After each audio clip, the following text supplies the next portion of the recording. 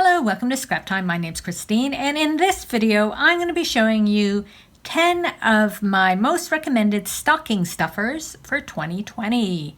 So with the holidays around the corner, you know everyone must be asking you, what do you want for your stocking, right? Of course, because people love to buy you things. And if they don't, then maybe you just want to treat yourself. So I put together some items that I'm excited to use in the new year, or that's just good to have. So the first thing is the new Tim Holtz Distress colors. There's also a third color called Rustic Wilderness, which is a green, but mine is in the mail. And they come in the ink pads, the distress oxides, glazes, sprays, the entire line, whatever, paint, whatever you can get, the colors come in that. So the Speckled Egg was first, Crackling Campfire next, and then the Rustic Wilderness was just released not long ago. So if you don't have these products yet, then that might be something you want to ask for Christmas. My next suggestion is the Distress Collage Medium. You can get it in the tub or in the little container. The container is great because it has a thin point, and so you can just get little blobs of it, but the tub is good if you want to like cover larger distance and you have more to put on. So but this is basically the main glue I use, so it's always good to have extra around. Now if you haven't had a tiny attacher, the Tim Holtz tiny attacher with the little staples, I would highly recommend it. I use this all the time, especially when I'm collaging, and I'll just do a little. So it's a small little staple. I can do it on the white side so you can see it. And it's great just for quickly adding collage elements to a page.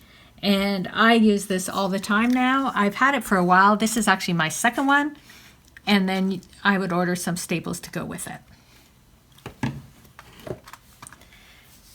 Next up, I have Dina Wakley's acrylic, heavy body acrylic paint. I just picked a few colors here that I really like.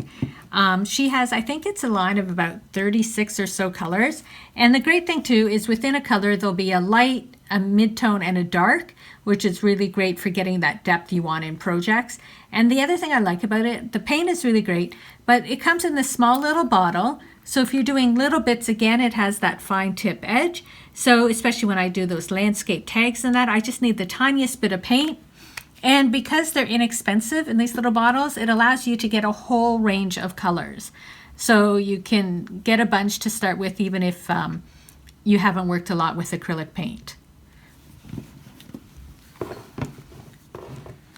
Next up are some tags. So be it if it's Tim's Distress tags in the larger size, or Dina has a larger white tag as well as the number 3 and 5. She has another pack with larger tags, and I think a really large tag as well. These are just the two I had in packages right now. And so tags are great because as I showed you earlier, you can make cards with the tags that you make. And it just gives you a smaller area to work on for experimenting and doing different things. So I like to always have a bunch of tags around. So now something completely different is a book. So Laura Childs has done a whole series of these scrapbooking mysteries. I think inside the book, yeah, these are all scrapbooking mysteries. Now, if you've never read any of them, I'd go back to like Keepsake Crimes and Photo Finish and Bound for Murder. The earlier books I prefer. This one was fine, but it hasn't been my favorite from the series. I've read most of these. They've been out for quite a few years. But it's really fun. Over the holidays is always a good time to read. And now that they're all available in these little paperbacks, she owns a scrapbooking store. The main character owns a scrapbooking store, and she gives some little scrapbooking tips and recipes. So like at the back of the book here,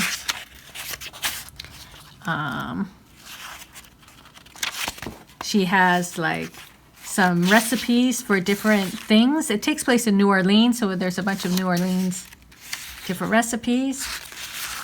And then also some scrapbooking tips, which is sort of fun. So if you haven't read them, check out some of Laura Child's scrapbooking mystery books. So next up, we have these distress brushes. They open up, and like this, you just, push it down. And I have one for each of the color families, and I just reuse it with the different greens or pinks or purples. It's great because, especially if you're using it with stencils, they don't get caught, like the foam might get caught, and it also gives you more closer to the edge, especially in those fine little stencils. You get into the fine areas and more of your stencil gets shown. They come in a set of 2, so it's a great little stocking stuffer to ask for some of these brushes. These are little washi tape books. I got them from Paper Plus Cloth in Toronto. They ship internationally though, and there's so many different styles. And they're really cute. They're little strips of washi. You get 4 patterns in each, and they're easy. They just peel off, and they have a backing on them.